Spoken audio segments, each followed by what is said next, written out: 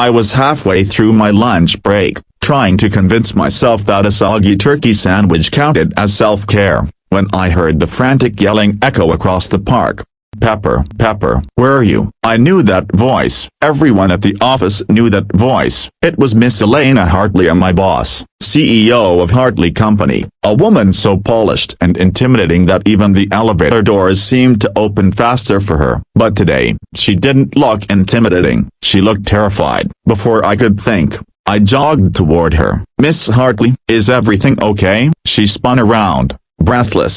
"My dog had broken bar my Pepper." She slipped out of her harness. "She hates loud noises," and her voice cracked, just a little. "She's all alone out here somewhere." It was the first time I had ever seen her look a broken bar human. Not commanding, not perfect, just scared. And that was enough for me. "I'll help you find her," I said. "Let's split up." She nodded, actually grateful, and for the first time, she wasn't my boss. She was just a woman who loved her dog. The park was huge, yet trees, trails, playgrounds, a maze of places for a tiny dog to hide.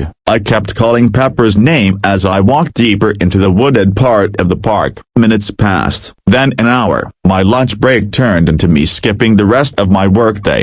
But honestly, that didn't matter. Elena had always been fair to me, and seeing her so shaken did something to my heart I didn't expect. Just as I was losing hope, I heard a soft whimper, then another. I followed the sound until I spotted a little brown and white terrier trembling under a bench, her leash tangled in the slats. "Hey there," I whispered, kneeling slowly. "You must be Pepper." Her ears perked up. She didn't back away. Good sign. I carefully freed her and scooped her into my arms. She relaxed instantly, like she knew she was safe. "Let's get you back to your mom," I murmured.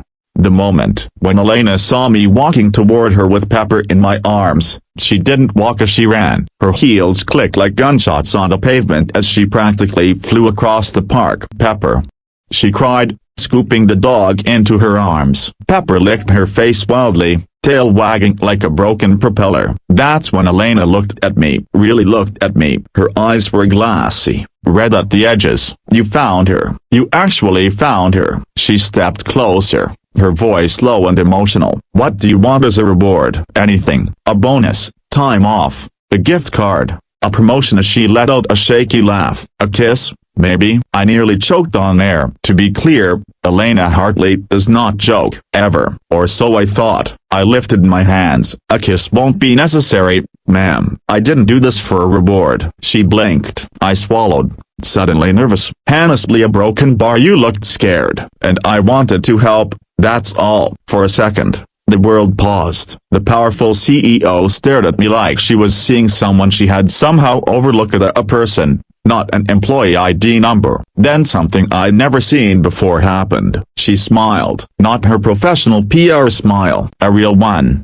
The twist. The next morning at the office, people whispered. I figured Elena had told them about Pepper, but when I reached my desk, I found a sealed envelope waiting for me. Inside was a note in her elegant handwriting. "You taught me something yesterday. Not everything valuable comes with a price tag. Thank you for reminding me of that, Elena." Below it was a smaller line. "If you ever want coffee, no pressure." My heart did something strange, like tripping down a staircase, but in a nice way. I stared at her office door all day, wondering if she regretted the gesture. But at 4:17 p.m., she stepped out, glanced at me, and said softly, "Coffee?" Nothing else. No CEO tone, no command. Just a woman asking a man if he wanted to spend a few minutes being human together.